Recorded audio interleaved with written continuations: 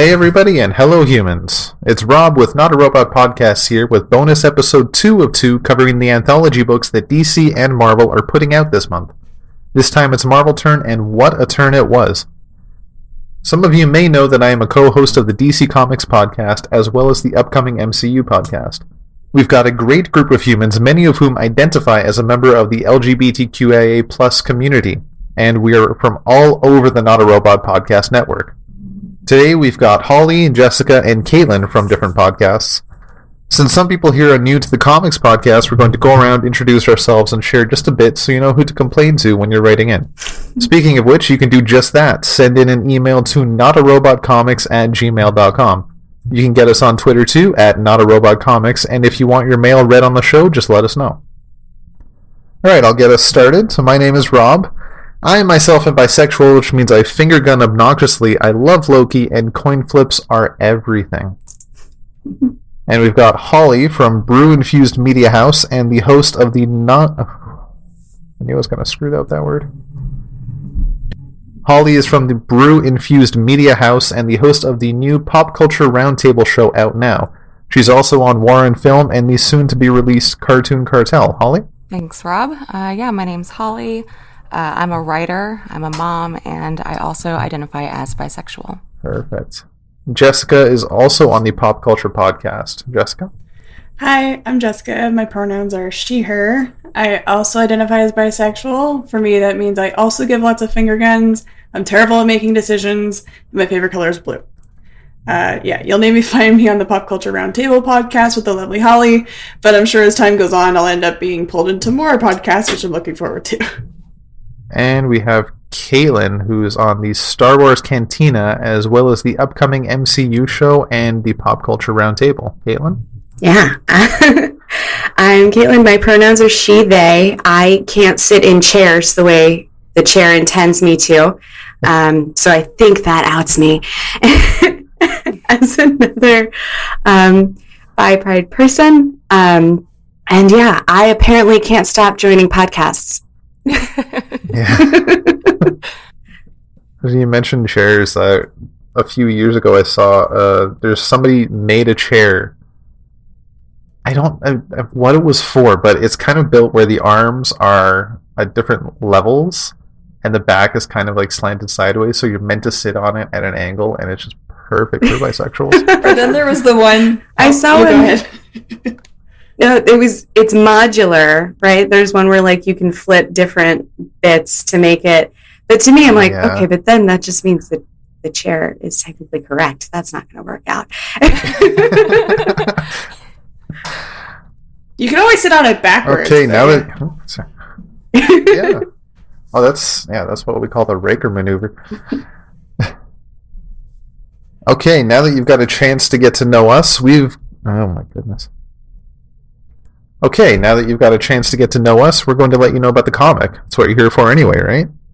Okay, good. So, our creative teams, and this is a long one, they are Luciano Vecchio with Mike O'Sullivan on a well-researched introduction featuring Prodigy, Alan Heinberg and Jim Chung with Marcelo Maiolo on a beautiful single page about Billy and Teddy, Mariko Tamaki and Chris Anka with Tamara Bonvillain bring us Under the Stars with Nico and Carolina, Lila Sturgis and Derek Charm with Brittany Peer bring us Something New Every Day featuring Dr. Charlene McGowan and our newest Daredevil, Elektra. Leah Williams and Jen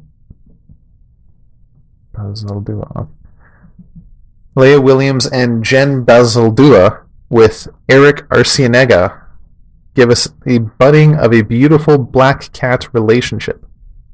Crystal Fraser and Jethro Morales with Rochelle Rosenberg give us a Titania tale with a She-Hulk cosplayer.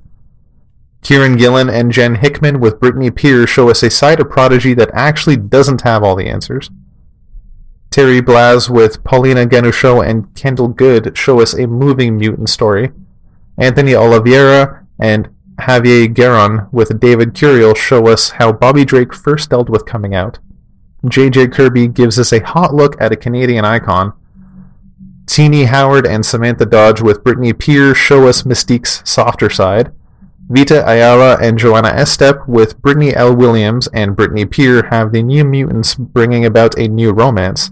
And finally, Steve Orlando and Claudia Aguirre with Luciano Vecchio show us the man of Dakin's dreams.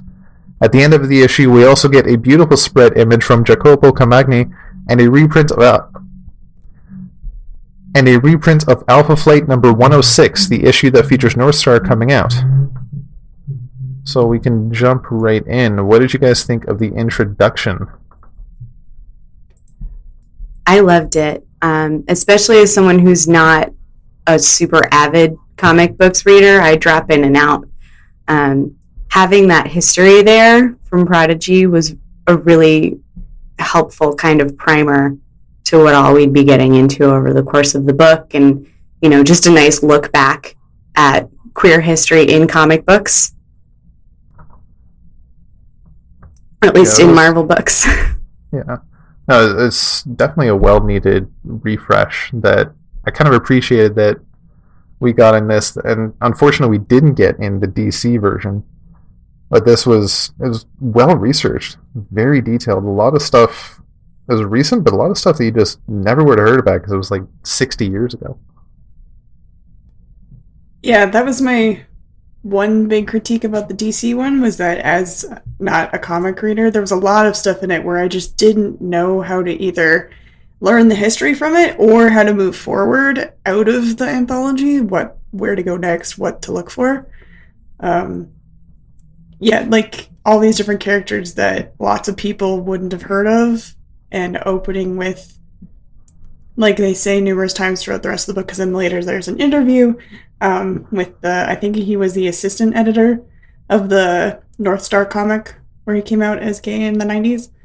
Like, there's so much throughout this anthology that is kind of honoring how far they've been able to come in such a short time span. Mm-hmm. Yeah, I definitely respect the hell out of all of this, and just well needed. Holly, do you have anything to add? No, I kind of agree with everything that was already said. We didn't get this in the DC book at all. The beginning of this was much more welcoming, and for me, who isn't up on all the characters like that, this was great to look through. And I particularly I loved the last few lines on here. We honor our history to appreciate the present. We treasure the past to dream of the future. And one thing's for sure, it keeps getting better. And I thought that the whole opening was so well written and just well done. Mm-hmm. Yeah, it was a very beautiful line. A nice way to end it. And speaking of beautiful, we then go into our... I thought it was only our first, but it might be our only one-page story, The Vows, with Wiccan and Hulkling, or Billy and Teddy. And for long-time readers, I wouldn't say long time, but it's been about 12, 13 years or so these characters have been around. Reading them in the Young Avengers and seeing them as a couple then and watching them grow and then get married is just beautiful. And this was just so cute. It was romantic. I think they're my favorite couple in comics right now. How did you guys feel about this one? This was really sweet. And I will say, I was reading it and it made me a little disappointed in what a terrible job I did by comparison on my own wedding vows. They were fine. But yeah, it was really great, especially things like saying, writing wedding vows when it feels like the world's about to end. I think a lot of us have felt like the world's about to end at different times over the last 10 or 15 years. And yeah. Yes, I think, sorry. Oh, you're good. I thought of my own wedding vows and how not up to snuff they were with these. I hope someone is able to maybe take a few lines out of these. I think it'd be really cute. Yeah, I gotta write some of these down for my own wedding next year. That's is really good. I also recently got married, and it was funny. the way that we structured our vows is very, very similar to these. Like, especially in Canada with the common law laws the way that they are, weddings more and more so feel kind of superfluous, that they're not really necessary, because as soon as you live together for, I think it's 2 years, you're, by all rights, according to the government, you are legally together. And so there was an element of, do we need to throw a party? Do we need to spend this money? All these kinds of things. But now on the other side of it, we're really glad we did it, because it is, like they talk about in here, like a commitment of every day. It's not just one day. It's a really big kind of milestone moment for your relationship that you come back to throughout the rest of your lives, basically. Like we even included in our vows that like we will continue to add to these as time goes on or something. Like I don't remember the specific wording. I don't have it in front of me. But that's what I believe Teddy says at the end of it. That like he's going to keep adding to these and make sure that it's part of their everyday lives. Mm-hmm. Which is also like a great relationship advice. I had no idea that the common law relationship situation in Canada was that straightforward. I know in the States it varies wildly by state, and in some states it practically doesn't exist. Like, in order for you to meet the requirements of being quote unquote common law married, in some places you'd be doing things that'd be considered fraud. Like, because you have to hold yourselves out to the public as married.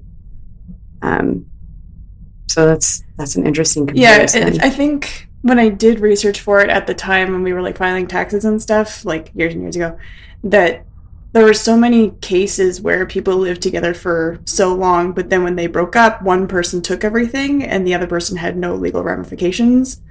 So it basically ended up becoming a law to protect those people in long-term relationships that end suddenly, so that both people get things fairly, even if there was no marriage license signed. Is basically the thing, is just that like marriage licenses are one extra piece of paper, but if you live together and filed your taxes together and all these other things, like everything you own statistically you bought together after being together for 5 years. Your couch, like everything would be new at some point in those years. Yeah, the U.S. definitely still sees marriage as a separate class. Like, I don't think you can file taxes jointly if you're not married. Even if you are, you can still file separately. Marriage as a legal status is a pretty big deal here, which is why, and I had mentioned this to Rob before we started recording, I think it's an interesting coincidence that we are recording today. It's June 26th, which in the U.S., on June 26, 2013, the Supreme Court overturned the Defense of Marriage Act as unconstitutional. And 2 years later, on June 26th in 2015, the court ruled that the right to marry should be guaranteed to same-sex couples under the 14th Amendment. So that was the federal legalization of queer marriage in the U.S. Very cool. Oh, that's awesome. And it was only 6 years ago. Marvel planned theirs very well. DC was a little ahead of the curve. Yeah. That's a big deal and a huge step in the right direction.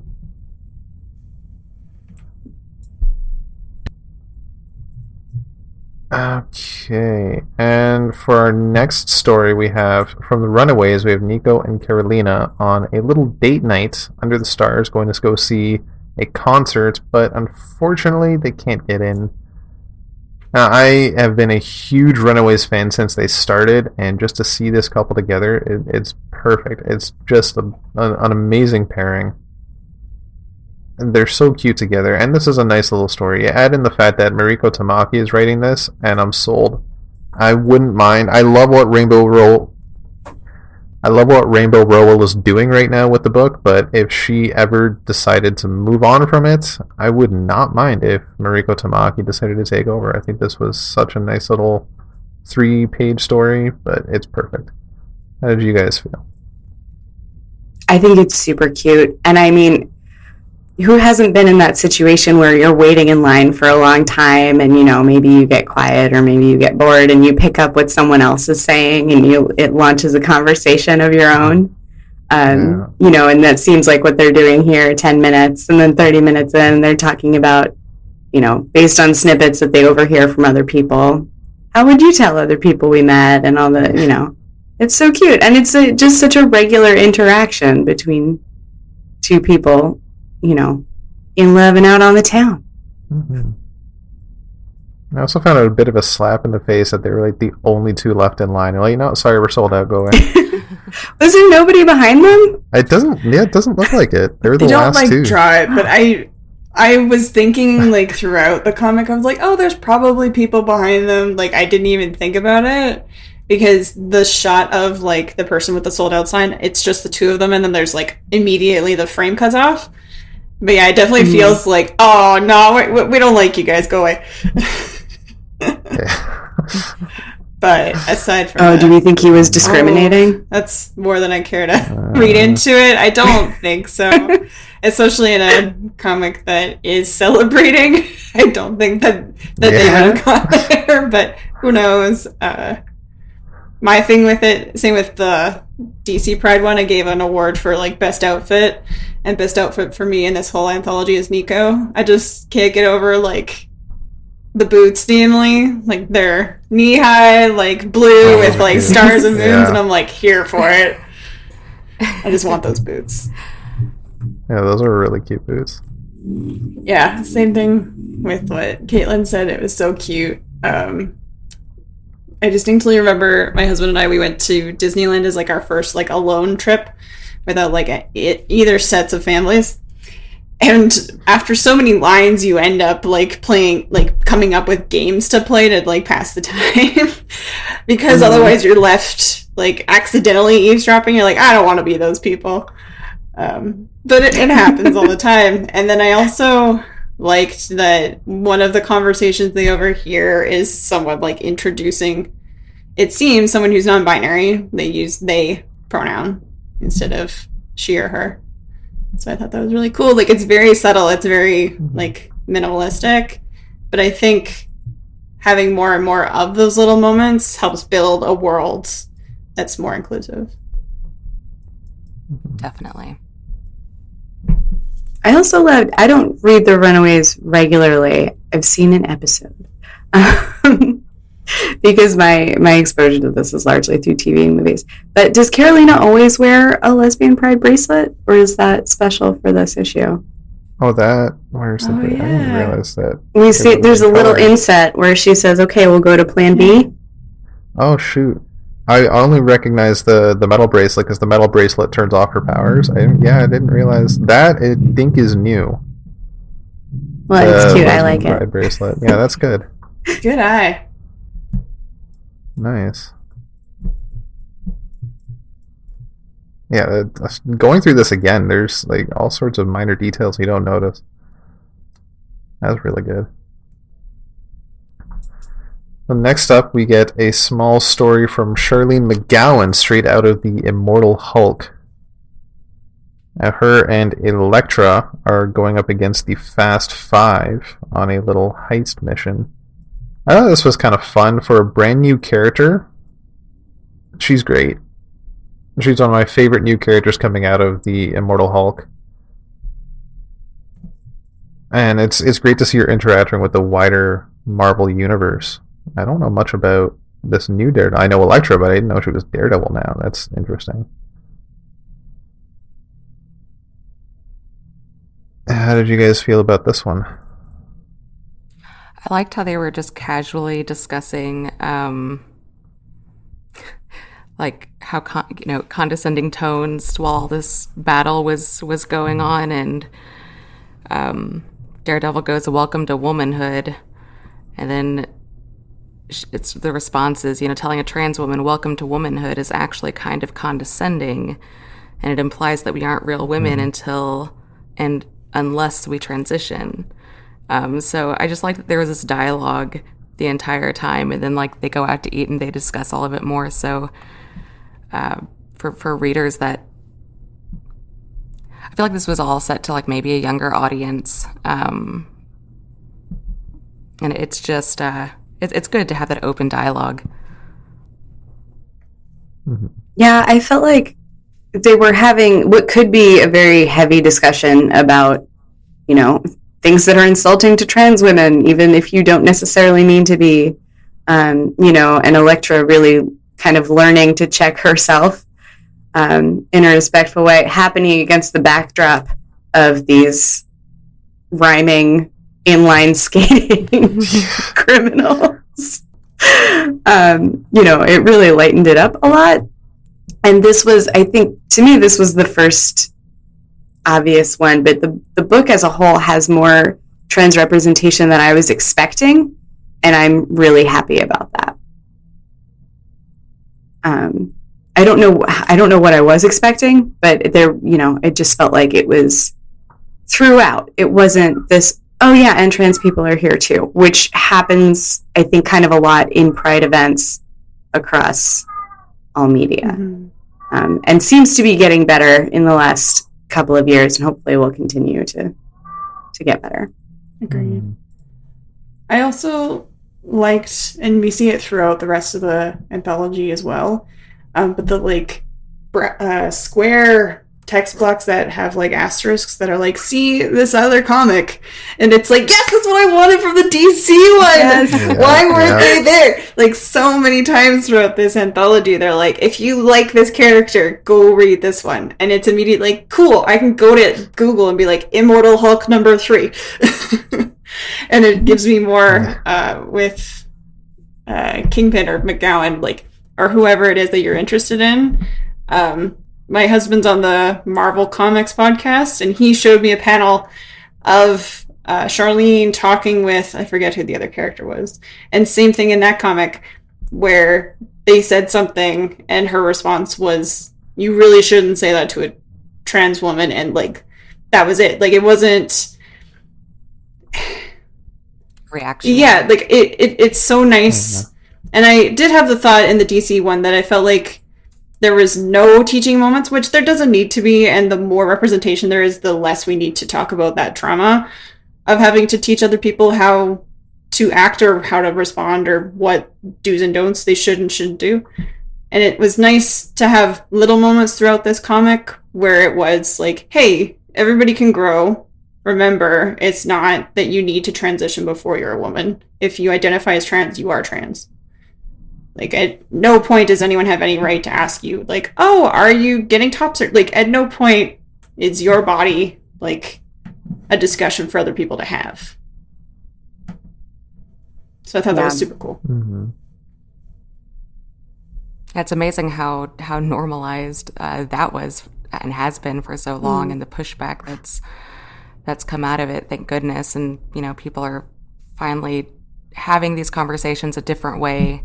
And it then teaches, you know, I mean, all these things, it's a teachable moment for the readers, of course, you know, go ahead and have these conversations. Don't be afraid of them, and then go and have dinner later, you know, and laugh about life's nuances.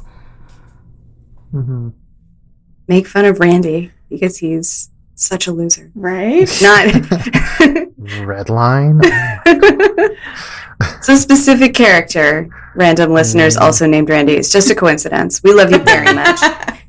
You're great. Yeah. Well, that was the other thing. That line about, like, we don't all know each other, it so often reminds me of the joke about whenever Canadians go to the States. That, like, most Americans think we all know each other. And it's like, for example, Rob and I are both Canadians. Yeah. We do not live anywhere near each other. Like... But you do know each other because you're currently recording a podcast. But I just remember as a kid, like, we went to this water park, but it was right after Canada Day. And so I had, like one of those, like, lick tattoos that you, like, press on tattoos of the Canadian flag. And so we're at this water park, and this kid behind me is like, oh, did you ride polar bears to school? Like, all these different things. And then one of them, he's like, do you know my dad's friend Steve? I'm like, no. Yes, I know Steve. I know some Canadians have just, like, taken that and played it up. And, oh, yeah, no, I totally, yeah, over in Nova Scotia, right? Yeah, no, we're drinking buddies. That's just a Tuesday. So that I really enjoyed that joke about like we don't all know each other, and then it turned out that she did happen to know who he was talking about.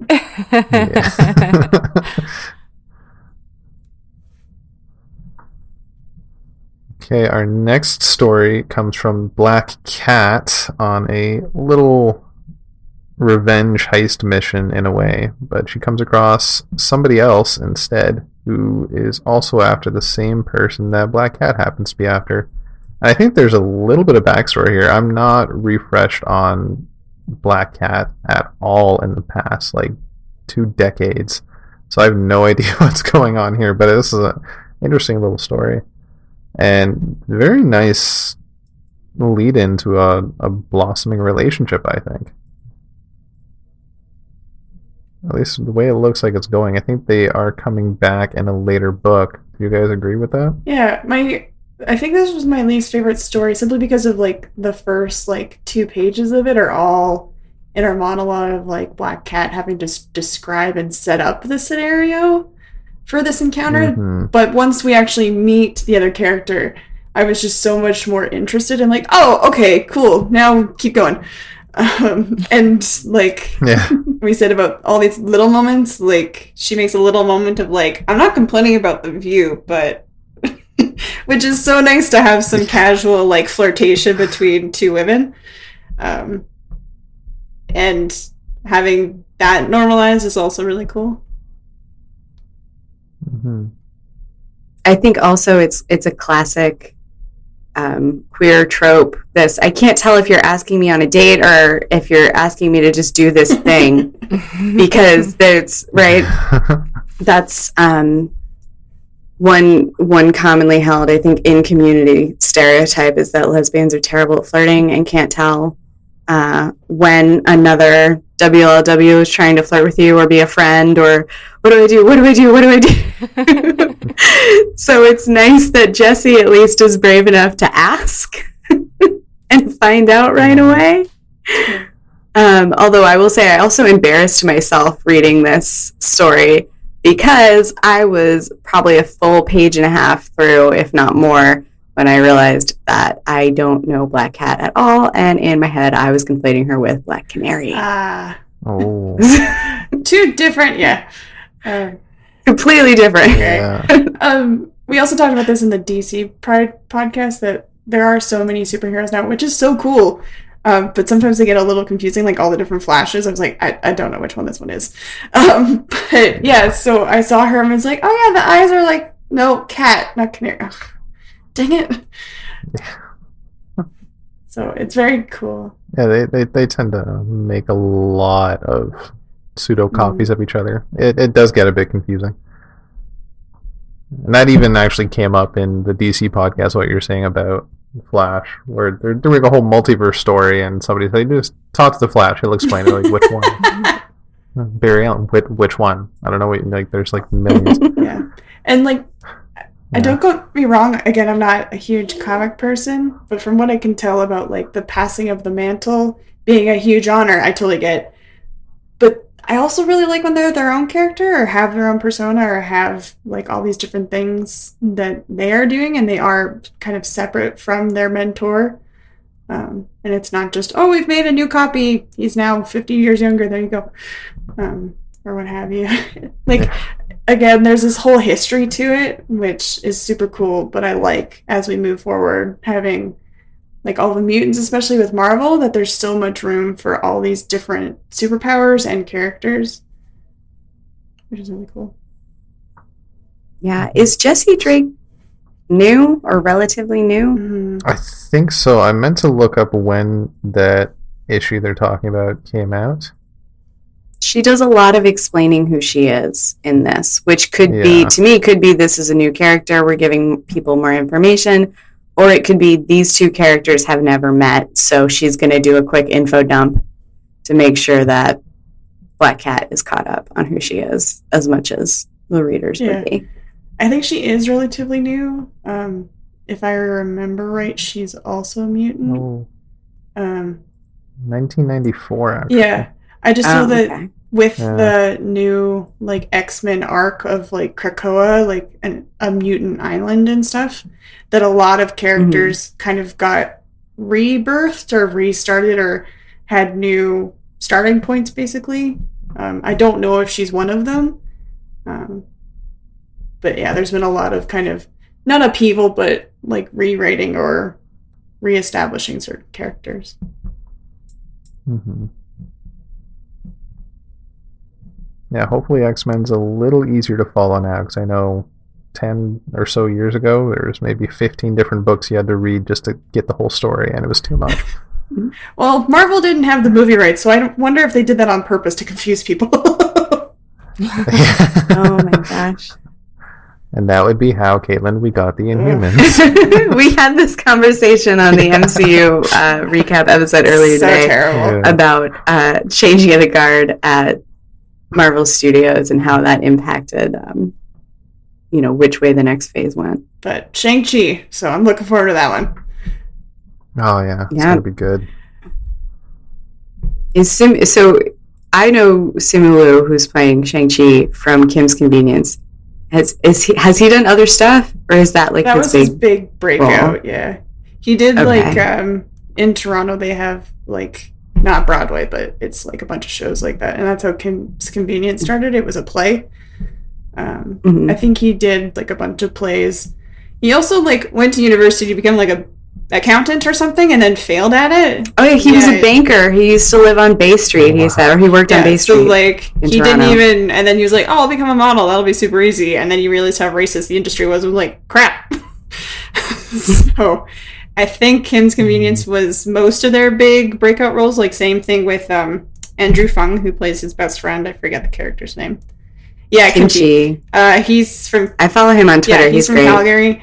And same thing, I don't think he was able to get much work. Like, there is lots of filming in, namely Vancouver, I think. There is more in Toronto with certain studios, but less, like, opportunities. So, yeah, super stoked that a Canadian is, like, headlining another movie. Yeah. It's like, haha. Anyway, back to Black Cat, or... no, sorry, yeah, no, quick diversion to talk about Shang-Chi. Okay. So next on our story list, we have I thought it was actually going to be a She-Hulk story, but it was a bit of a patsy, and it's actually a She-Hulk cosplayer that gets attacked by Titania, one of She-Hulk's sworn enemies, thinking it was actually Jennifer Walters, but instead it's Jennifer Harris. I thought the art was very good in this one, and not every character featured needs to be a superhero, and I respect that. It can just be a normal person, and a cosplayer like one of us just going to a convention and just living their best life, and then they get roped into superhero shenanigans and almost get killed. That could happen. Easily. Hashtag relatable. Yeah, exactly. And then you get shot in the head by Deadpool. It's totally relatable. Well, hasn't everyone fantasized about that? Oh, getting shot in the head by Deadpool? No, I'm gonna say no on that one. Sorry.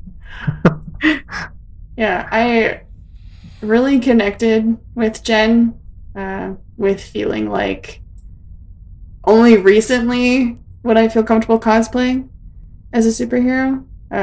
Like I distinctly remember when we went to see Wonder Woman in theaters. I cried numerous times throughout that movie, and most of the time it wasn't because of necessarily what was happening on screen, but like the idea of there's a woman in World War I. Like I was just so like excited for no reason, because I'm also like a history buff. And then same thing with like all these new female superheroes being in movies or TV shows, and they aren't sticks. Like the only one I had before that was kind of Invisible Woman in Fantastic Four, which Jessica Alba's beautiful. I will never be the same size as her. So it's really nice to have a variety of body shapes as superheroes. So I definitely understand where she's coming from, which was super cool to see in a comic.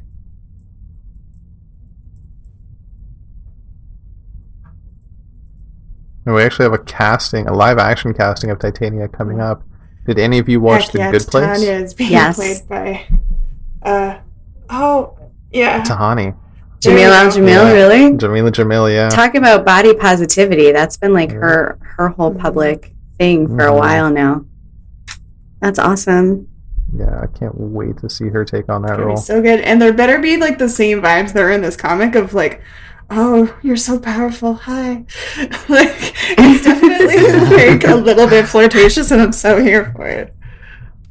And what I find interesting about that casting is Jamila Jamil, at least when the rumors first went out that they were doing a She-Hulk show, she kind of put her name into the ring to play Jennifer Walters, and a lot of fan casting just started up with that. But the same thing happened. Sorry, 1 second. I keep forgetting her name.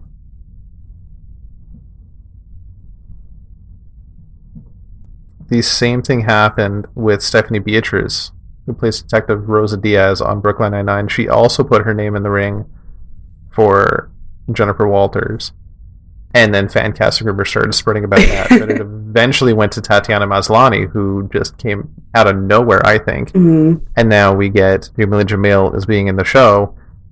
I'm holding out hope for Stephanie Beatriz. Yeah, I was going to say, Tatiana Maslany is extremely talented. And I know she can do a great job with this. But Stephanie Beatriz and Rosa Diaz, icons. So I would love to see her in more stuff. But now she's having a baby, so I kind of feel like it maybe was the timing. Just take a couple months off. I feel like it might have been the timing of it, so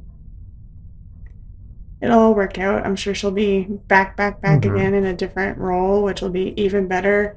Maybe it can like show off her Latina roots too. That'd be super cool. Yeah.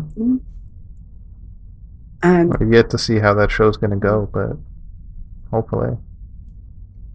There was one other thing that kind of jumped out at me with this not She-Hulk story. And that's all the commentary where she's talking about, I love New York, and you can do this, and you can do that, and you can do the other thing. The green on white here reminds me so much of road signs for some reason. Like highway signs. Oh, yeah, that's a good, or street signs. Which isn't something that's unique to New York State or New York City. Like that green and white is a pretty common choice throughout the country, but I don't know why it makes me think of that so much. I also, at one point, I can't find it now, she said, like, it's also nice how you can spend $8 on chicken and rice and it lasts you for 2 days. And my only exposure to She-Hulk before this comic was I read the She-Hulk Diaries, which is actually a novel. And all I remembered from it was that she's, like, hungry all the time. Like, her metabolism is so high. And so at that point, I was like, huh? But then later when it reveals what's going on, I'm like, oh, okay. Oh, okay. I see what you mean. Just a regular person's 2 days worth of chicken and rice. So I was like, I know there's, like, price differences between the U.S. and Canada, but that one didn't seem to fit. Well, you mentioned that. There's actually, I forgot I was going to bring that up. At the end, she mentions $8 will get you a cup of coffee. And I'm thinking, what? Is that true? $8 for a cup of coffee is not any cheaper in New York? I mean, $8 will get you, like, a Frappuccino. It's not like a flat back from a flat black coffee from a food cart or something. That's still under $5. I think that's still pretty pricey because you could probably spend like $6 up here for that. Yeah, I mean we in parts of the U.S. we have Timmy's, but here I mean we have Dunkin' Donuts, and you can get a small black coffee for like $1 and change. Yeah. Plus, McDonald's usually has like different specials for coffee too. Yeah, they have $1 coffees I think on both sides of the border. Depending on, I don't know, what time of year it is, what their marketing team is up to. It was also funny when the list first hit our like group chat about which heroes were going to be featured. Everyone was like, "Where's Deadpool?" So then when he was in this comic, I giggled a little bit. I was just like, "He's here." Got him. Yeah, that is interesting that he's not otherwise here. But I guess Might have just been like a little too over the top. I was gonna say, I guess tonally, he doesn't really fit in with everyone else. Yeah. He also, I'm pretty sure, doesn't really, out of any of these other characters, I feel like a lot of them are still kind of exploring. Whereas he's so set or so sure of himself that it might not fit the theme of like representation and discovering who you are, especially like the next comic. That he might be, like we said, the tone might be a bad fit. I mean, even the cosplayer just ruins the moment.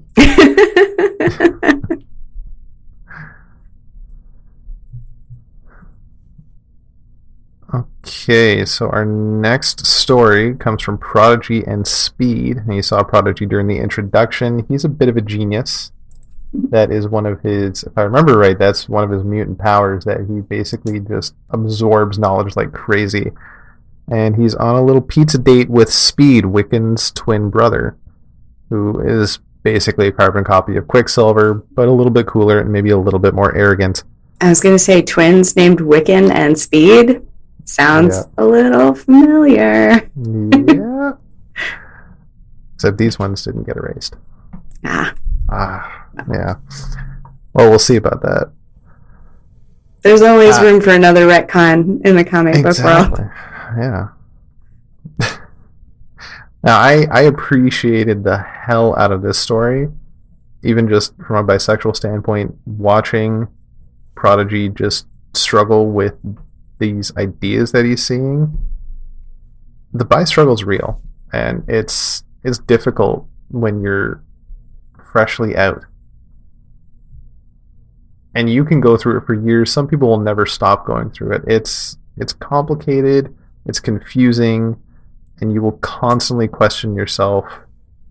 And there was a book I read a few years ago that talks about the bi struggle, and one of the sentences they used stuck out at me is that you are constantly coming out to people. You're constantly coming out to yourself, to your friends, to people around you. You never stop coming out.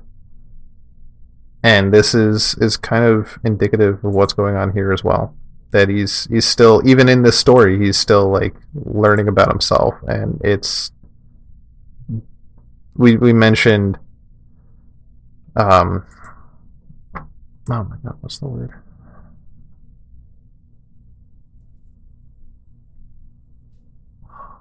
Wow, I'm just completely blanking on one word.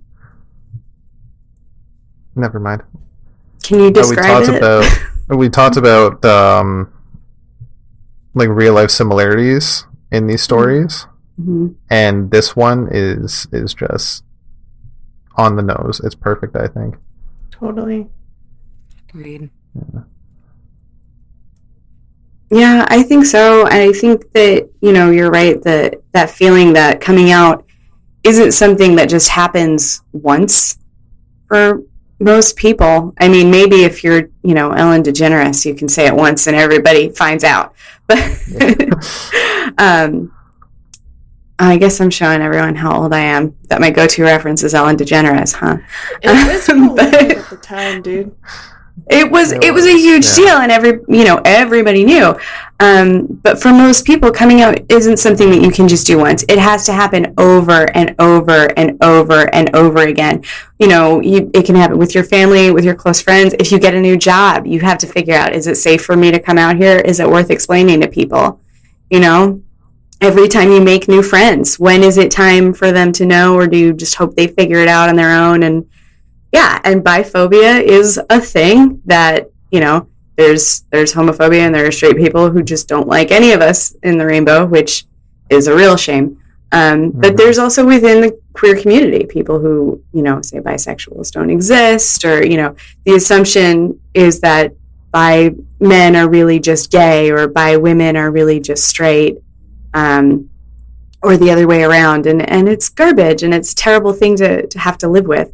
So just a quick reminder, it's valid. It is a way to be. It's a way people are. And if you are a bisexual person listening, who is doubting yourself, like, you are the only one who knows what suits you. And maybe you've never been with someone of the same gender, and maybe you've never been with someone of the opposite gender. That doesn't change who you are or how you identify. It's your soul. It's not your experience. Mm-hmm. That's really well said. Plus, you've got 4 bi people right here who are cheering you on, bro. Yeah. Exactly. We've got this. The bipod grew by a person. Yeah, I really identified with the sentence of I didn't want to be pretentious. Although for me, my experience like growing up was girls who were willing to kiss other girls were seeking attention. Like it was like, they're just doing that for the male gaze. So I was like, well, okay, I don't want to do that. So I guess I'm straight. So yeah, the line of like, I didn't want to be pretentious. I knew I like girls. Ipso facto, I'm straight. That was my thing. I was like, well, I do like guys, so I guess I'm straight. And it wasn't until like a couple years ago that I started like re-examining my younger years. And like he also says about like the teachers being hot. Like I definitely had like a little baby crush on one of my female teachers as a kid, but I didn't recognize that because it wasn't acceptable. Like it wasn't even an option. So that I was definitely like, oh my god, it's me, which is so cool. Especially looking back to the DC podcast, like we talked about how this one, the DC Pride podcast, this one has a lot more, I feel, trans representation, especially since that was Dreamer's very first comic appearance, and Dreamer was the very first trans in DC Comics. So the fact that Marvel's has so much more, and then same thing with the bi. If you look at exactly what characters they were like, oh, here's our bi story, here you go. Pied Piper versus this one with Prodigy.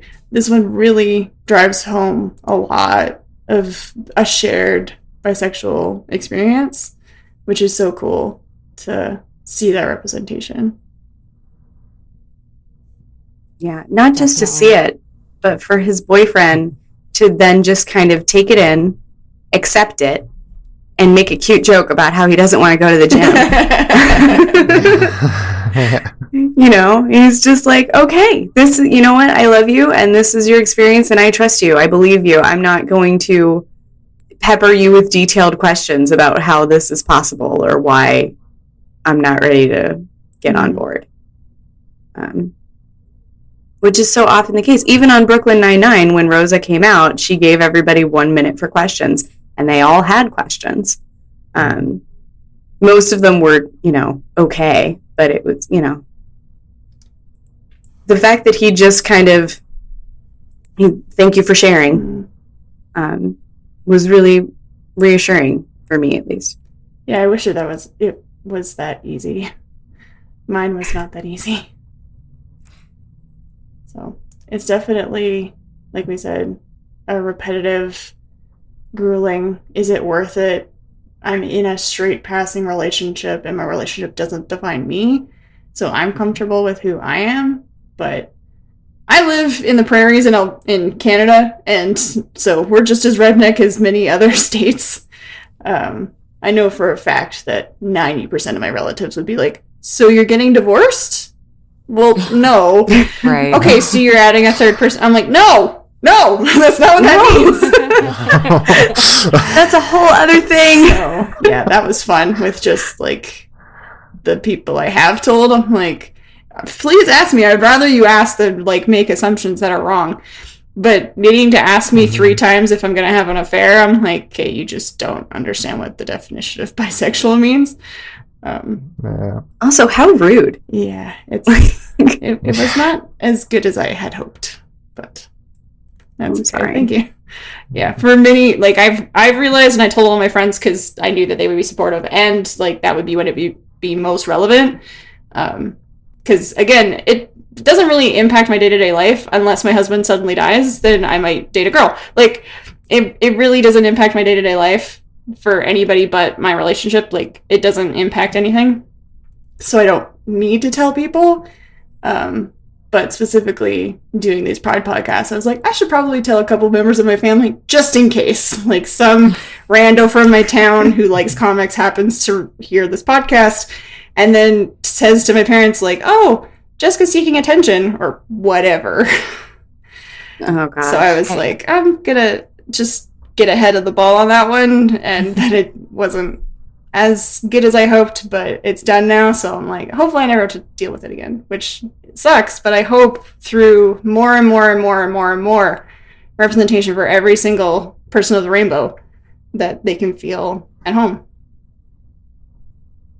Yes, agreed. I think, you say that it doesn't affect your day-to-day life, and that's true as far as like, from my perspective, it was true as far as like relationships and things like that go. But one thing I thought they did a good job in this comic book, and then that I related to, was getting over the shame of it, and like being okay with like looking at another woman and knowing that it was okay just to be attracted to someone.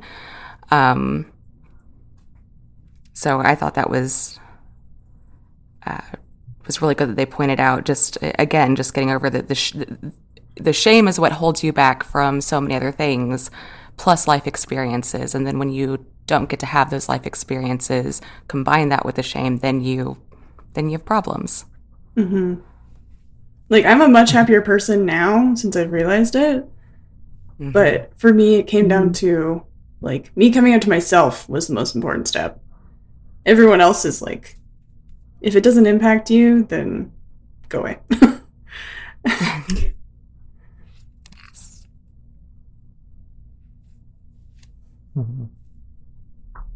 Yeah, the biggest takeaway, I think, for a lot of readers for this story, especially if you're going through that identity crisis, I'll call it, as for a new bisexual, we're here and we are valid, and you are too. And that's what you need to remember. Mm-hmm. Yes. And we don't have to go to the gym if we don't want to. Or do if your partner doesn't want you to, if you prefer it. Yeah. You decide whether or not you go to the gym. No one else. Yeah. Maybe the CDC, but hopefully we're over there. That's true. Sorry, I'm in a heavily vaccinated area where gyms have opened again without seeing a rise. Oh, so that'd be so nice. I'm vaccinated in a heavily non-vaccinated area, so that's good stuff. Sorry, I feel like the privileged person of this bunch because I'm in a heavily vaccinated and pretty gay area outside of Metro Boston. Oh, I wish. Thankfully, I'm in a weird like bubble where it's like, heck yeah, vaccines, heck no gays. It's like, okay. No.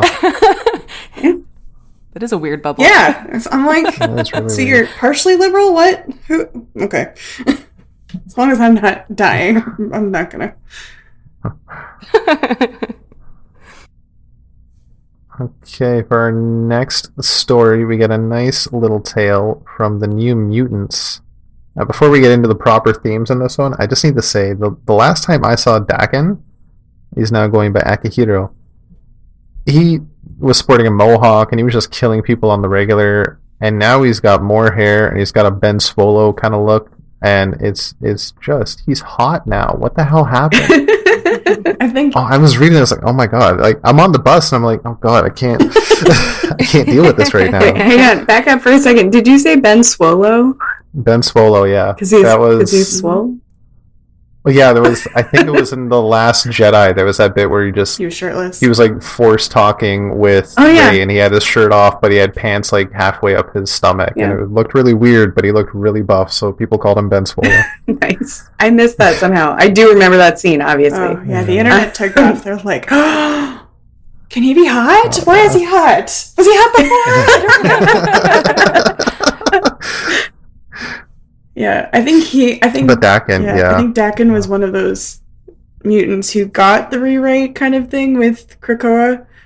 Like my husband, when I asked him about namely the Somnus one at the end, I was like, who's Daken? Like, why does he have Wolverine's powers? So he gave me like a brief history of Daken.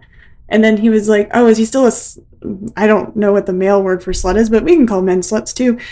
Is he still a slut? And I was like, and kind of, I don't know. I don't think so. They're not really painting him that way in this anthology.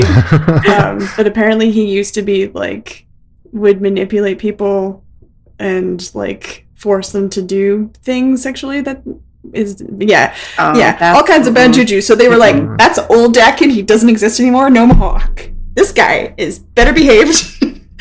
Consent, like all these other things. So, which is much better for young readers, especially, to know that like that behavior is not okay. So it's nice that he's becoming a little bit more serious, it seems. Not so much in this one, but it's good to have fun too. Yeah, I liked this one less. I mean, Dakin was part of it, but the whole theme of just body positivity and, you know, being comfortable in your own skin, even if that includes one super bumpy arm, you know, that be confident in yourself, because your people are out there and we want to dance with you. Exactly. I also really enjoyed the like background Jean Grey and Cyclops and Wolverine throughout the comic. Oh yeah, they're having a fight. And the boys hug and then they start dancing, and so I was like, throuple confirmed? What? In the very end, like, dance frame, which is also like beautiful, like I love the colors of them all dancing. But yeah, Jean Grey's like not paying attention to them, meanwhile the two boys are like, It's like that. It's so funny to me that, like, from everything I've heard about specifically the comics of those three, that it's very like, oh, Wolverine just tagged along for the summer family vacation, and it's like, what? Sorry? Sorry? Excuse you? Okay. There's a lot of great stuff in these few pages, right? There's body positivity. There's responsible drinking. Because he says, like, this will be my last one. There's dancing with your friends. There's a throuple reconciling an argument in the background. And Rogue. Who doesn't love Rogue? Yeah, this was a really fun one. Yeah, this one made me want to read more Krakoa set books, because I'm just like, wait, so there's now just a place where the mutants all hang out and have their own personal drama and also regular dance parties? Sign me up. Right? Plus with the... Can we all live there? At one point in the anthology, I forget in which interview it is, where they talk about how mutants for a long time were kind of like incognito parallels for the gay community. And like, the AIDS crisis and all that kind of stuff. So it's really cool to feature Krakoa, even in just one comic, in this anthology, because it's kind of like, if this was really a parallel world, it'd be so cool to have, like, you're gay? Come on in! Here's your country, here's your passport, here's your, like, you just live here now, congrats. So there is technically a gay country. It is tiny, and no one officially resides there year-round. There's one post address. But at some point, in protest to the government of Australia, some folks pooled their money, bought an island, declared themselves an independent gay nation. Their flag is the rainbow flag. You can look it up. And they declared themselves at war with Australia. All residents there had committed the crime of being gay. Or all their citizens. Yeah, and it still exists. It's because, like I said, it's a tiny island. It's not big enough to build a community on. But there's, a signpost and a flag and a single mailbox. That counts. Wait, who's delivering the mail? A boat. Yeah, I don't know. I mean, yeah, I think a boat. It comes on boat. I don't know. Hopefully, a happy queer postal worker gets to deliver the mail there. Or just like, no matter who you are, if you're a postal worker just doing your route in Australia and then you're just like, oh god, I have to cross this body of water again. Or maybe you like build a t-shirt cannon, so you can just...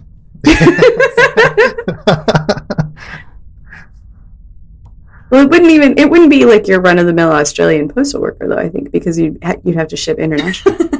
Oh, that's true, yeah. Well, I guess if it doesn't have its own currency, or its own military, then maybe they'd have more struggles with not being able to do certain things as its own independent country. But that is funny.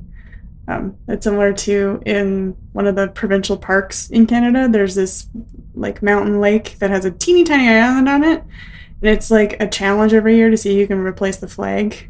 Like there's one single flagpole on it. Oh, I've heard about that. So people will always like bring a flag to it and replace the flag. Like it's been all these different countries of like people who backpack all the time. They'll like bring it specifically to put on this island. And then there's been like LGBTQ ones and like hockey teams and Yeah. true Canadian. Is that the one you're talking about with Iceland? I don't know if Iceland put their flag on it. There's another island that's kind of situated between Canadian borders and Iceland. Right. And explorers will just take turns. Swapping the flags. Like every couple of weeks they'll plant their country's flag and then leave like a bottle of wine or like a case of beer. It's like, here you go, thanks. Yeah, no, it's I think it's in Banff National Park. There's this one like mountain lake that just has like the teeniest island. I think it's like big enough for a picnic table and this one flagpole. And so people like who are mainly backpacking, you can like rent canoes from like the nearby town and like carry it over and then like row out to it. Yeah, it's just always funny because you can also like see it from the highway. You can't get to it from the highway; you have to like take a back road, but you can see the island because it's just this giant lake. So it was always pretty cool. Who put the flagpole there? I'm sure there's a history that I'm not a hiker, so I don't know. But yeah, so it's again cool to see. I'm really glad that Krakoa made an appearance, like that there is kind of a like slice of life on an all mutant all the time island. Yeah, I would love to. I wish it was real because I would love to visit. Tourism there must be like. I don't think they're allowing tourism yet because they're not really recognized by all the other countries as a country yet. Well, when they do, right? Sign me up. I don't need to go to Mars. I just need to go to Krakoa. Okay, our next story is honestly, I felt this was it was nice but a little bit sad. On a classic Bobby Drake tale, that Iceman, I don't know if it was first learning about himself, but him slowly realizing that coming out in that day and age as a mutant might not be the best idea. And he gets advice from an unexpected visitor in Magneto, which I thought was a very nice touch.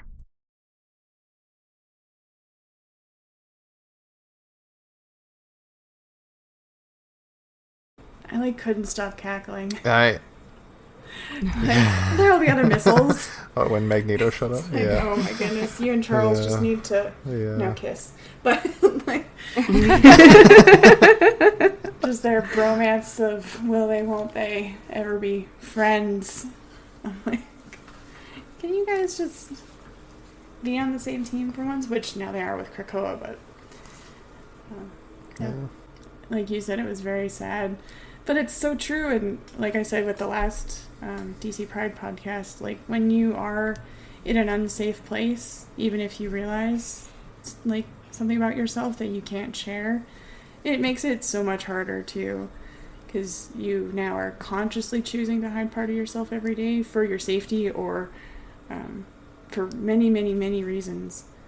And again, it was nice to see that it does happen, it's still happening.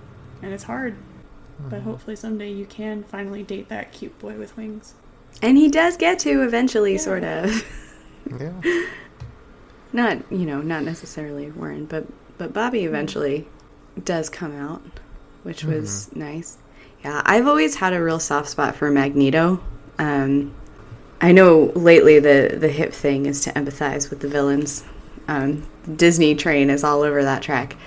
But I thought this one was really sweet because, I mean, his thing was never, obviously he's got the rivalry with Xavier, but they have the same starting point, right? Which is that they want mutant acceptance and they want to be able to live their lives and they want the persecution to stop.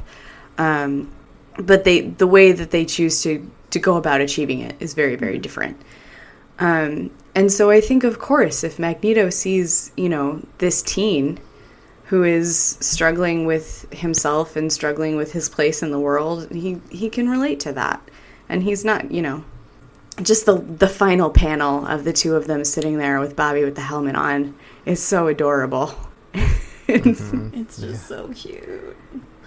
And it makes you feel like they're going to be okay. I especially love that you can immediately tell at the end that, like, Magneto be like, this never happened. And there's an old image, I don't know how old it is now, but that went around on the internet that just says, like, Magneto and Charles are just, like, this really old gay couple that made their relationship problems everyone else's problems. And that's the whole reason we have these issues. I loved that, though. And I loved that in the X-Men films, it was Ian McKellen playing Magneto. To have someone who's outspokenly out and queer and of that generation is a big deal. And then obviously getting to watch his real life bromance with Patrick Stewart and the pictures they take when they go on adventures together has just been like so refreshing and so sweet. I know there was a big thing with J.K. Rowling doing this kind of thing a few years ago, but Marvel, just make Magneto gay already. Do it. It needs to happen. Do it, you cowards. And then afterwards, stay cool. Don't reveal that you've secretly been a TERF the whole time. Thankfully, Marvel's protected from that one because it's like a multi-conglomerate co-op. Yep. Yeah. Even, like, it was funny when I was reading the credits list for this anthology, and I read J.J. Kirby. I was like, that's not Jack Kirby, right? He died, right? How is he? What? And so I Googled and I was like, oh, okay, not the same dude. But I think that'd be as close as they could possibly get is if something cropped up with Stan Lee or Jack Kirby. But then you think about all of the, like, Stan's soapbox. Yeah, I would be shocked to learn that Stan Lee rejected anyone on an identity basis. And then same with, like, the fact that I think with the Alpha Flight comic where Northstar comes out as gay, I think that one wasn't approved by the CD or the Comic Authority, the CAA or whatever it's called. I think they actually wouldn't give it their stamp, if I remember right, when it first came out.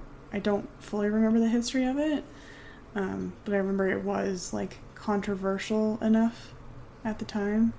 Do we remember when that came out? I feel like that was the 90s, I think. I feel like it was definitely in my lifetime.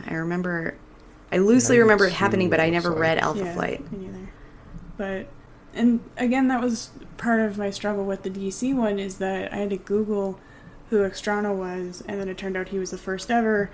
And because DC didn't give the history, it felt like they were embarrassed that they made Extrano like a very stereotyped gay character and not the good stereotypes. But you can learn from that, and they have learned from that, obviously. Like, their comics nowadays are very inclusive. And it almost feels like that could have been a lesson in that anthology, to be like, listen, not everyone's on the right page all of the time. We did our best to reconcile. We apologize to anyone at that time. Because changing opinion or changing, like, groups, same with, like we said, the Comic Authority, either agree or don't agree with it, you can still learn and grow and become better, more well-rounded and more inclusive. And coming from a lifelong DC fan, DC can seriously still do a lot better. Especially reading this, the Marvel book. DC, come on. Like I said... like, my biggest... And I won't ever say, you didn't do well enough. My thing was simply just that, like, for a comic noob, it was so hard with the DC one. Because the only interviews they had were people from the TV show, which, don't get me wrong, I loved the one they did with the girl who plays Dreamer. I forget her name. Thank you. Nicole Mills. She's right? amazing. I love that one because she also wrote the comic in that anthology. It made sense. It was relevant. It was, like, in theme and follow through from a comic in that anthology. But the other ones... She also founded a charity with the other DC TV actresses to benefit. They could have totally, showcased that, but instead it was like, okay, now we're going to talk about this other actor, and this other actor. I'm like, okay, I get it. If I was reading this because of the TV shows, yes, I would be interested in these. But then I read this one and I'm like, this is what I wanted. Where it talks about the history, about the Alpha Flight comic, about the history, and it gave us that full intro, like we said, well researched. And then in each of these comics where there's a relevant issue for you to go and read, with Jesse Drake and all these other characters, where it says, go see this other comic. Or with Hulkling and Wiccan's vows, like, go see their wedding. And this, like, there was so much more references to other comics, so that if I, as a queer person, was like, I'm going to start reading comics, oh, I'll pick up the queer book, where do I go from there? Which is super cool to me, that I think Marvel gets a leg up with this one, with the other ties to other comics, because there is a jumping off point here. It's not just, okay, there you go, now figure out which one the Flash is in that you want to read. Which right? Flash? Yeah, I was like, Jesse Chambers, Jess Quick. I don't know which one. How do I? Yeah. But Rob. I mean, multiverse is confusing enough. I just, again, on DC, if you guys have heard anything about this recently, we meant to mention this in the DC podcast, but I completely forgot to. We talk about them needing to do better and them being, like, inclusive. They can't even get it right with straight relationships, let alone queer relationships. And there's been this big debate about Batman being a little frisky with Catwoman. Oh goodness, is that the thing about the cartoon? Oh, show yeah. where he wouldn't- Yeah. Yeah. Well, it's not even, like, the season's not even out yet, but this was the quote, word for word, at least what the executive producer for Harley Quinn said. The DC or Warner Brothers executive said, heroes don't do that. Which is so, Which I think is so bullshit. And so... And then when the EP comes back and says, so Batman's a selfish lover, and they're like, no, look, we need to sell toys, and we can't sell toys if heroes are going down on people, which again is bullshit. If they can have, like, vaginal sex, then they can definitely have other types of sex. What do you think Harley and Ivy are doing? Braiding each other's hair over and over again. So many depictions of just action heroes in general, whether they're super or not, is girls coming up from the bottom of the frame in a truck or any other, like, there's so much innuendo about girls doing it that, yeah, I just cackled. And it's nice to see more. And, like, you're bashing on DC for not getting straight relationships, but Marvel's also guilty of that. Like, there was a big call for Hank Pym to be canceled because of how he treated his wife. I don't know the full history, but I think it was him. There was one of, like, the original Avengers where there were several comics that he was, like, abusive. I think it was Hank Pym. Abusive. Yeah, and so there was, like, lots of people like, we don't care, cut him out. He's, like, that character can die with those bad behaviors. Like, instead of rebirthing or just Scott Lang is unproblematic. He, like, isn't violent, all these different things. And I think that just speaks to how long comics have been around, that if you have this big, long history with the same person, of course they're going to have problems in their past. Like, no one's perfect, but also it was a different time, and people need to learn better and do better, which we are now. And it's okay to let some of those things die that were problematic. There's no reason to keep coming back up with it. Definitely. We just need to get to a certain point where everybody can just be accepting. We're all here. We're all people. Let's just love each other. Yeah, man. It's the robots that are the problem, if this network has taught me anything. No offense, Cyborg. Or other robotically enhanced super people. Now that will lead us, I think, pretty well into our next story, which is The Man I Know with North Star and his husband. As if you know anything about North Star, he is very arrogant. He's very proud and comes across as, like, full of himself, but this is just a side of North Star that not only looks really good, but is not one you see very often. He's just happy, he's easygoing, he's laid back, and it's a side that you can only get from somebody that's in that level of love and commitment. And that was a nice side to see. He still seems pretty arrogant, which isn't a bad thing. Yeah. But, like, he's posing. And I don't blame him. Yeah. But, like, the door frame with the towel, like, oh, yeah. Yeah, it was very cool to see. It's almost like the entire thing is from Kyle's point of view. And it's so nice and refreshing. Like, I kind of wish there were just, in general, more comics and representations like that, because it helps you understand why a character is lovable is from another person's perspective. Like, if I have to see another person be like, oh, Tony Stark, and I'll be like, ah, you didn't learn anything from Iron Man 1, they reset him for Iron Man 2. Anyway, but when, like, Pepper is talking with him, that makes him a likable character. It's these kinds of interactions, especially with those really arrogant characters who find it hard to be vulnerable, that the only times they are is when we can start to get to know them. Yeah, I think it's really sweet that we see Kyle, like, laying out the uniform, trying to help him get ready. Yeah. You know, just, like, little stuff that you do for your partner that becomes part of your routine. Yeah, there wasn't any real action. We don't know where he's going. It reminded me a lot of, like, the vows with Wiccan and Hulkling, where it was more emotional rather than plot.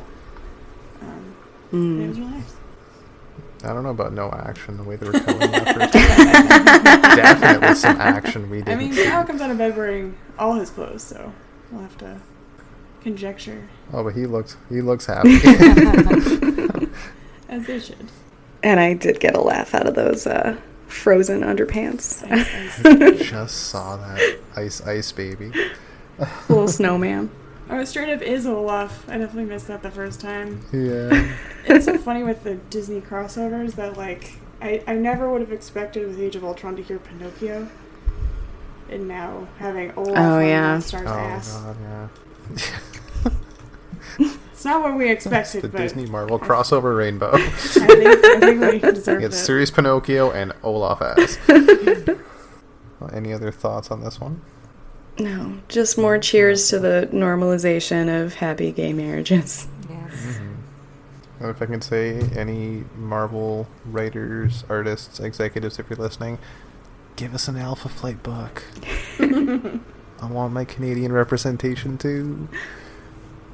And that treehouse they live in looks pretty dope. I like it. Right. Where is that? I don't know, but it reminds me of Rivendell. That doesn't even look like Canada. No, that's far too, like, jungly. Yeah. I assume in the forest of Canada. Maybe it's hidden somewhere in Banff National Park. Too cold for that. Yeah. Those bridges would freeze over. You'd be falling down all the time. I mean, I don't know his full powers. Or dying. If he can, like, slip and slide and skate. Well, what are Kyle's powers? Because he lives there, that's too. True. Maybe he's just, like, attached via rope to the railing and has to, like, ice climb his way down. It's a complicated way to live. Anything. And that view must be stunning. Mm-hmm. Yeah, the way that... Especially if there's always a rainbow. Over the waterfall, yeah. Yeah, if the water's always moving. Yeah. See, so it can't be in Canada, because then you'd lose that for 8 months of the year. Yeah. Well, then you might get the Northern Lights, which is like Canada's rainbow. That's true. Okay, and next up we have a little tale from Mystique, which I love Sherlock, and you see Irene Adler and Moriarty, I'm like, oh fuck, this is good. I did not expect that, and I didn't think these... So I don't know if this has anything to do with Mystique's history. She's got a huge history, a lot like Wolverine. They've been around for decades. So I'm not sure in all of her long comics history that this was ever a thing, but I love it, and I would love to see more of it. That was just a really nice tale. Yeah.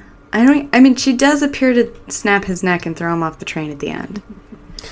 Apart from that, but like...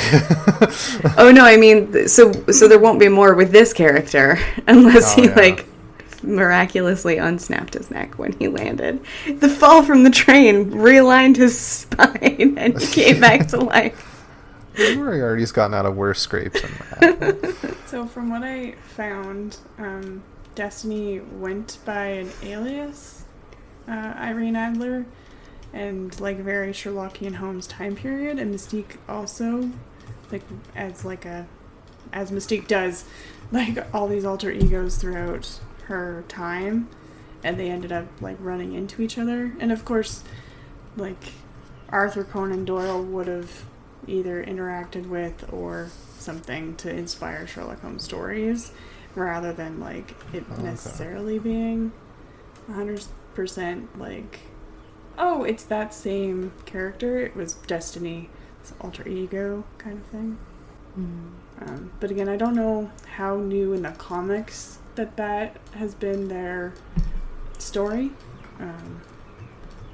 But I know that with Krakoa, they're able to resurrect or reincarnate. That's it. Reincarnate other mutants through one of the mutants' powers. I forget how or why exactly. And so Mystique currently is like trying to do all these things to prove that she's not going to thwart the goals of Krakoa. And in order to do that, they're like bribing her, like, okay, do this for us and we will bring back your wife. And so she keeps doing all these different missions for them, and if they don't go well, then she's no closer to getting Destiny back. So there's a whole thing there, but I don't know how long ago in the comics that Destiny and Mystique were linked. I know Destiny as a character is pretty old, but I don't know how long they've been in a relationship. I don't know. What stuck out to me about this one is this is a love story where they are not out. And that's kind of the point, right? It's blackmail. It's attempted blackmail. You've been seen together. I know this about you. I have photographs. And the solution is to kill him. It's Moriarty, so we're not too upset about that. And then either keep for themselves or destroy the photographs, because it's not safe. And they're clearly, devoted to each other. It's everything I do for us. And, it's a familiar sentiment, and it's one that hopefully won't be around too much longer, right? I only want to see this "we're so afraid of being outed" storyline in period pieces from now on. I want to live in the world where this isn't relatable. Yeah, and it kind of like we talked about with the DC Pride with Green Lantern's comic, that like there is a point to like honor the struggles of the past and continue to make it relevant or fresh in the mind, so that people don't take for granted the struggles that have been occurring for decades. But yeah, I totally agree with you, and I feel like they do it in a respectful way. Like, it's pretty obvious in the chess match especially that something's up, and since we all know Mystique, it's pretty easy to tell what's happening. But yeah, and they do a good job of villainizing him so that his death doesn't feel like Mystique is in the wrong. But although she definitely kills people on a regular basis. But they weren't oh, we're gonna demonize this LGBTQ character, which was nice, because in a Pride anthology, I would hate for it to be like, oh, but the gay person's evil, like, which is, again, I'm not saying that Mystique is sunshine, rainbows, and puppies, but they do a good job specifically in this one to be like, he was pretty much asking for it, like, like he blackmail, and he's a bad dude, and he's like all these different things that it feels like that was her goal even before he opened his mouth, that she had either a dossier on him or something that was leading her. This was a plan. Yeah. So it felt more than we had access to. And I think it's important to not, she's not an overtly evil character here, even though she's definitely on the, not necessarily anti-hero, a good guy all the time or a bad guy all the time. She's a complicated character. But I think in terms of just, queer representation in general, it was that wasn't out there, didn't talk about it. And then it was, okay, there's occasionally a queer person or a trans person, but they are the villain. Right, and then from there we started to be okay. There'd be a queer person or The gay best friend. who's there is like the gay best friend or the the tertiary character's partner, and they get murdered. Right, so it was you're not there, you're there, but you're evil. You're there, you're not evil, but you are gonna die. And we're finally getting just queer joy and anxiety about things other than your queerness and queer malice. The whole range. Yeah, and the whole gamut of stories, right? And it's just there's so much more out there to tell, and it's great that we're seeing it now. Yeah, it's good to see Mystique finally in a place where she can be herself, especially knowing the character over the years had such an identity struggle, just being hated and feared as a mutant and always looking different. My one issue with the character, and this has been an issue I've had for years, is if you're trying to be more accepted and less feared and not be seen as a monster, just try not having skulls all over your outfit all the time. Like that will just not make people a little less afraid of you. Listen, goths are people too. See, but I find that most goths are like Hot Topic goths, where it's those metal skulls. But those look straight up like she was like, I'm keeping you. You're now part of my belt. You're so small. Yeah, she's never had my favorite costume, but the story was nice. And we could get into the whole mutant science of that costume. You could argue the gloves, boots, and the top half of the dress might just shift, but the flowy part of the bottom half, is that a part of her? Where was that in the change over to Irene Adler? Does the costume change forms with her? So in this case, at least, it would kind of make sense because Adler, presumably based on the fashion of the time, would be wearing a skirt. Yeah. So it could blend. Although when we do go back to Destiny sitting in that green chair, she's basically wearing a nightgown or a shift. So I wonder if she took hers and then just shredded it and her dress unfurled underneath, or because it doesn't really show. Yeah, she just hops up as Mystique. It's interesting. I didn't even think about that. Oh, that's a good point. Yeah, I always took it as a nightgown, but yeah, it could have been an undergarment. Well, this story's got more layers than I realized. And if we're going to talk about fashion, oh my goodness. Oh yeah, that definitely leads into our next one. Also featuring some New Mutants, we have a after party of the Hellfire Gala where Magic. Sorry, I was going to say something else. Magic is trying to get a couple of the newer mutants to just have a dance with each other, and it ends up working out beautifully. And it's just a nice little tale, despite Eliana's devilish horns. Those are creeping me out. It was beautiful, and yeah, the dresses are they're big. Yeah. Jeanne's outfit is so 80s to me. I think I had a Barbie who had that outfit in 1991. Oh yeah. The big square earrings and cufflinks and yeah, the shoulder wrap style, the high neck, shoulder pads. Back. Yeah.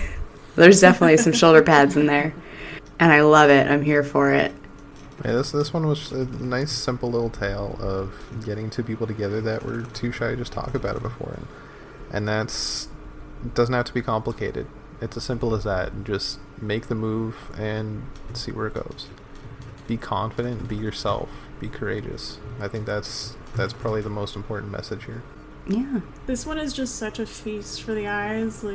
All of the colors are almost pastel. It's just so adorable in and of itself, plot and art included. And who hasn't been there where you're I want to, but I'm not going to, and then you need a little encouragement. Yeah. I like how it ends with the beginning instead of the end. Mm-hmm. Because, yeah. Yeah, this is definitely going somewhere. She's just asked her on their first date. Okay, and that will lead us into our last story of the issue, which is a return to Dakin, in less of a Ben Swallow look and more of a just got out of bed look, but it still looks good on him. He's giving me Zuko vibes in this one. Oh, yeah, I could see that. You say that like it's a bad thing? No, just no, it's good. Yeah, here you actually do get to see a bit of Dakin's dark history, but also a bit of a softer side, where he had a relationship, or a one-night stand with somebody from his past. And here's where it gets a bit confusing to me. The man lived his life and died peacefully with his family, but he was never himself. And then Dakin brings him back to life because superheroes. At a younger age, to the age that Dakin met him at. And now he's a superhero, and I'm just... it's beautiful, and I'm excited for this. I'm just really confused about how this came to be. So again, with the Krakoa arc and the mutants being able to like be reincarnated, and I think this character really sums it up. That like, I was Carl Valentino. I lived the hand I was dealt. I lived my life, and now I'm Somnus, which is really cool. And it also inadvertently is almost like a parallel for lots of trans people's lives, where there's a before and an after, which, if that's the way they prefer to live their lives, by all means. I have a family member who's trans, and he uses the same name because it was a pretty like unisex name, and it's not as black and white as most people, from what I've been able to tell through media, who have trans identities. And so I thought it was really cool that this, even though it's two men and it's kind of a gay story, that there is still a parallel or somewhere for someone to identify with a life before and a life after, this kind of reincarnation of how you want to be seen now. Or I read too much into it, but... No. I don't necessarily. No, I think that is definitely... Yeah, and it says look for Somnus in Krakoa next year, so this is almost like his introduction, right? This is the introduction of the character. And it's wild. Also, this is a little weird, but the one thing that struck me about this man's powers was that every night he lived a lifetime in his dreams, basically. That sounds exhausting. Right. I just... They do it so much. So every day he wakes up and he lives his life like for other people, right? Not wanting to let them down, wanting to do what's expected of him, wanting his family to do well. And I think, a lot of us have been there, especially pre-coming out. That, that's a thing we can see. And Dakin wants to give him a chance to live for himself, to be himself. And I think that's beautiful. But I'm also in a little bit of disbelief that someone who has already lived thousands of lifetimes is interested in starting another one. Actually, I'm curious if he sees it or if it's just the other person. Oh, you think he might project it to the person? I didn't even think about that, because in my head, when I first read it, the way I interpreted it was because it was their first night together. Dakin experienced this whole thing and then woke up and was like, oh, I kind of have a choice. Do I want this or do I run? And he chose run. But I'm curious if that would continue happening, or if it's like a projection, like I said, or if you would get more familiar with it and therefore it doesn't feel like a lifetime every night. Like, I'm genuinely curious how they are writing out how his power works. We gotta read more Krakoa books. Heck yeah. Yeah. See, this is what this was all about. We thought we were here for representation and feeling affirmed by Marvel, but they were like, I know what we should do. We gotta get more gays reading the comic books. We're gonna give them a bunch of half stories. They're gonna be gorgeous. They're not gonna have enough information. Right. And then that was kind of how I felt with the DC anthology, namely with Jess and Andy. Was like the big one where I was like, I need more. What? You're going on a date? What? Come back. Whereas this one, like you said, it's really so short, all of them, that it's like, okay, and next. And then what did Magneto say after he gave him the helmet? Like, what? Give me the next 5 scenes. Give me the next 20 scenes. Yeah. Yeah, that's definitely something I really appreciate about this one, is that for most, if not all of these stories, you can actually see where it's going to happen next. And even some others that they kind of highlight in the beautiful splash image afterwards, love is love, you see other relationships that are going on that you can also see in other books that are happening right now, weekly, in Marvel Comics. So it's not just one-offs or things that happen in an alternate universe or anything, which is really nice. One of my favorites is Hercules and Marvel Boy. That came out of nowhere, but that was wonderful. Over in Guardians of the Galaxy. Is that them ahead of the orange and yellow stripe? Yeah, that's them right there. Next to my girl Carol? That's it. And that's actually Hercules from Mythology. Nice. Yeah, it was very much, when my husband was asked to do the Marvel Comics podcast with Not a Robot, he then had access to, like, the modern stuff that was coming out all the time, because he has, like, an app or something that gives you, like, the past, starting 3 years ago or something. So he had been reading comics, but now with his access to review them, he was like, there's just so much which is so good, and 90% of it is gay, which is so cool. Like, he was like, 6 out of, I forget how many people are in Guardians of the Galaxy currently running right now with new issues. 6 of them are gay. And he's like, that's so cool. Like, we said, that's having awesome. all these different things where it's like, do any relationship well, and it is good. Like, people will keep coming back. Like, the Hulkling and Wiccan go on a honeymoon. And so, like, that comic starts, like, in their bed, and it's not weird, like, because it's just so fluid and natural, like, you don't even think about it. You're not like, oh, they're looking, like, at no point did he ever think any of those, like, because we were all kids, and the time in our lives where everything that was derogatory was gay. Like, oh, don't do that because it's bad. And so, he just enjoyed that comic fully, and then they were fighting in space, and it's just so much all the time, which is so good because it's normalizing it for all these people who, like I said, in my current small town, that if all these people read these comics and it just becomes normal, then they won't question.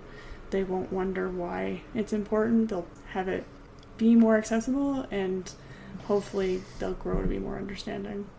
Yeah, I think especially, I don't know how old everyone is, but for me, growing up, you know, when I was in middle school and high school, the bi representation out there was Maureen from Rent and debatably Willow on Buffy the Vampire Slayer, and that was it. Like, that was what you got. It was 2 women, one of whom was regularly just referred to as gay. Once her seasons-long relationship with a man ended and she started seeing a woman, like, that was it. So yeah, having this out there, like, it's a regular thing. It's just normal sauce. And from a narrative standpoint, frankly, if all of your characters are, I mean, and it shouldn't be all, but characters who are bi or pan or, you know, don't experience attraction limited by gender, that just gives you more romantic options the longer your franchise lasts. So, can you imagine how long Glee would have gone if they had all been gay? Or bi or pan? Because they tried to pair every kid up with every other kid in that show, as long as it was hetero. Yeah. But, yeah, I just was so excited. First with the opening with the history, and then we finished with the Love is Love, and then you continue on into the Alpha Flight reprint, and you see, like, how that original comic looked, and then they say next there's going to be another Marvel Voices comic that's going to feature all these Asian stories, which is so cool. And then if you like all these queer guys, here's where you can find them. It's got a big splash page with King in Black, Power Pack, Gamma Flight, Black Cat, all these different comics to go to. And I was like, CTC, just one page. I just wanted one page from you. That's all you had to do. Yeah, Marvel definitely seemed to take more care and consideration into the content that they were putting into these anthologies than DC. Which, don't get me wrong, I won't say that one represented better than the other. Like, we didn't get the same kind of non-binary point of view that we got from the DC one. But there are so many things in here that are so nice, and like you said, it feels more curated. Yeah, it's nice to see, not exactly jumping on points, but like big moments in LGBT comic history that you can just go check out. Stuff that's older or even just ongoing. And you're completely right that DC, I think, should have jumped on that ball as well, but I'm very appreciative Marvel did this. And even more so that they had that reprint of Alpha Flight in the back with their first big character coming out as gay. In the 90s were a time where that was a big issue. It was a big topic, and it changed a lot. It changed a lot of things when this came out. That was a big thing, and I really appreciate them reprinting it. Yeah. And I'm definitely going to read it because there's a Mountie in there that looks like a bad guy, and that's interesting. I had never read this before, so I was also really grateful for the reprint. Like I remember like North Star coming out. I didn't realize how closely tied it was to the AIDS crisis, which is something that's close to my heart. I've lost people, and I've been involved with AIDS-related fundraising for over a decade. Oh, nearly 2 decades. Cool. But yeah, so to see this all in the context of, people do not care enough that we are dying, that especially gay men are dying in droves from this disease. Although I don't think that my reaction to it, and maybe this is because I'm not Canadian, but the many ways I've felt about that scenario, I've never felt spurred to put on a Mountie costume and beat up a national icon about it. From context, it seems like his son was also... Yeah, it was. He had lost his son and nobody cared. And now he saw all of Canada, I guess, fawning over this baby girl who was HIV positive and hoping that she would pull through.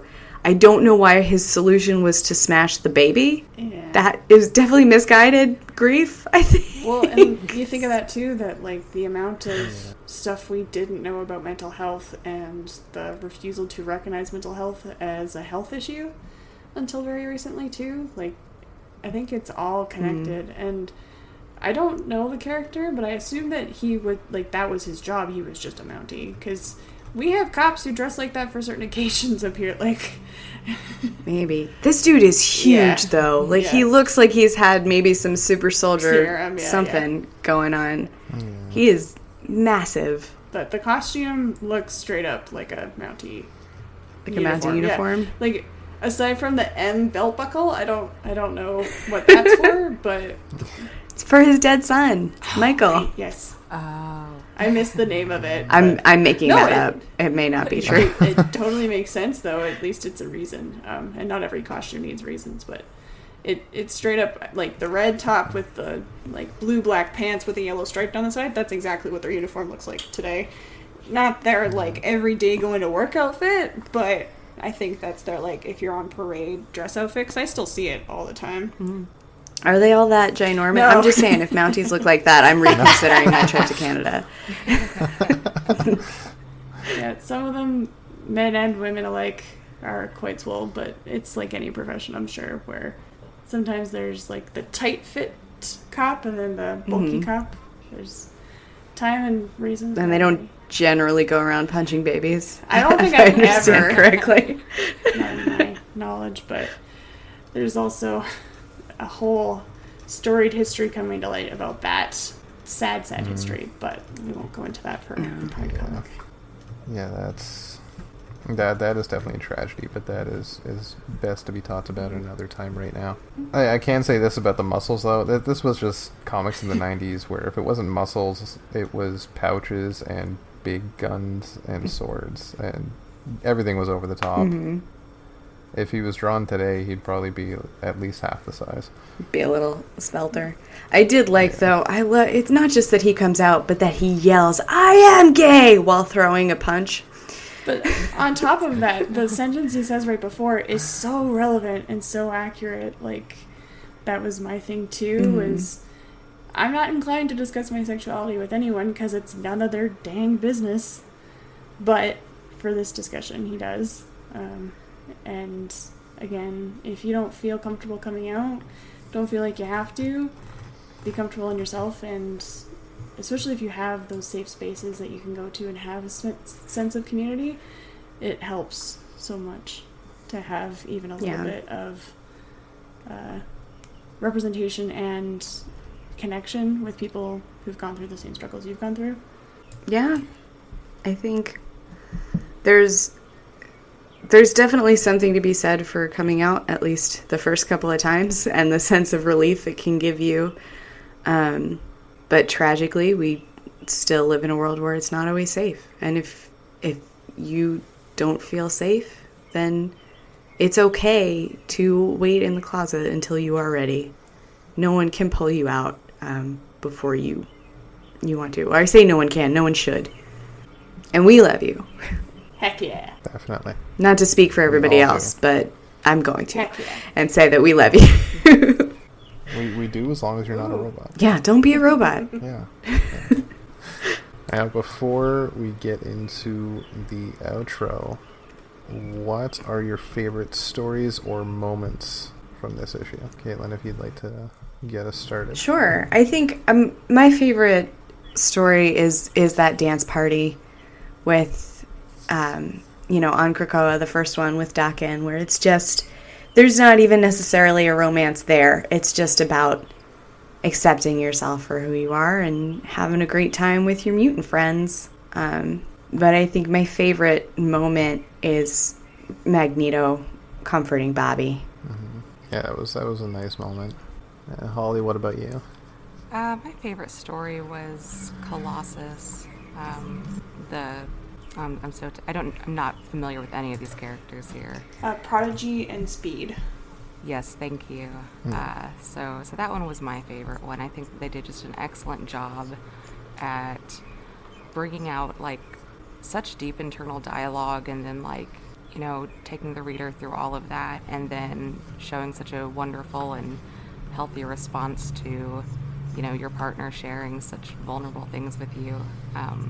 And overall, that's probably what I just enjoyed about this entire anthology was the real meaningful and in-depth conversations that all of these characters were able to have. And there was a lot of, do not just tell, but sometimes that dialect is so important. Yeah, I can definitely agree with that. And Jessica, what about you? Oh, man. It's hard to pick, right?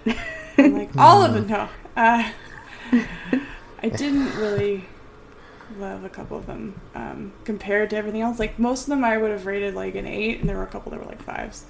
But I think to cover one that hasn't been mentioned is the Something New Every Day with Elektra and Charlene. Like we said, that very quick moment of, hey, don't say that.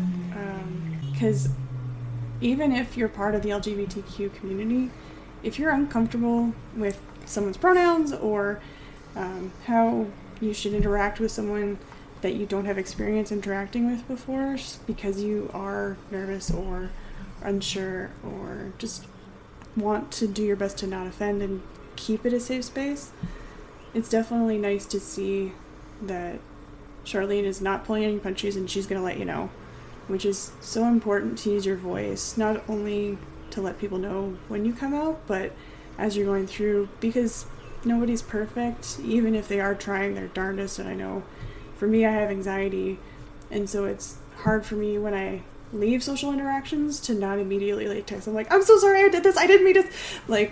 If you can be more communicative and be hey, thanks, today was really nice, you used the pronouns that I prefer, or whatever is going on in your life with your friends, with your family. Just those little reminders sometimes is the best you can do. Like I said, with my family member who's trans, their mom will still use the wrong pronouns. And so it's not my place to correct them, but I will emphasize pronouns when I use them in hopes that as time goes on that their mom will get with the program, basically. And every little step will help towards your own mental well-being, so that we can eventually hopefully get to that time and place where it isn't an issue, it isn't something that needs to be taught, it's just a known, shared knowledge. Yeah, hopefully one day we can just get to that point. Acceptance is the goal. And I can definitely agree Charlene is a very strong character. I haven't had a chance to read it, but she is in Gamma Flight that came out just this past week. So if anybody out there, and we've talked a lot about new comic book readers, if you're looking for a jumping on point, there's no better jumping on point than a number one. And it's brand new. It's spinning out of another book, but it is going to be its own self-contained story, so it's a good one to check out. Yeah, and from my knowledge, they had a consultant come on for Charlene, and it was so well received and did so well, and there was so much story there that now she's been hired to be a full-on writer for, I think, Gamma Flight. Oh, nice. So more and more and more. Like last time with DC, we talked Perfect. about all the different writers were writing from their very unique LGBTQ perspective for the character, which was so cool. Yeah, it's good to see. Personally, I also had a bit of a hard time picking, but I think I'm going to put it in a tie, but for two entirely different reasons. Just because it meant so much to me, the Colossus story is also just very touching, especially being a bisexual male and seeing that being taught about just is very important to me, and I respect the hell out of that story. But my favorite, just for fun, being a longtime Runaways fan, I love seeing Nico and Carolina out on a date. You don't get enough of that in the book because there's so many other characters to look at, and to just see them together doing their thing is beautiful. I loved it. And that is our show. I want to say thank you so much for celebrating with us. This is a very important month for many of us, and it means so much that you're here to enjoy this as much as we are. Remember, you can help support the show by signing up for our Patreon, www.patreon.com/notarobotpodcast for just $1 a month. Get your name shouted out on a podcast of your choice, access to all of our material, and more. Before we go, I would just like to wish you all a very happy Pride and enjoy any festivities that may be going on in your neck of the woods. And as always, there's only one way we say goodbye around here. Be good to each other. Love yourself. Stay human. And don't be a robot.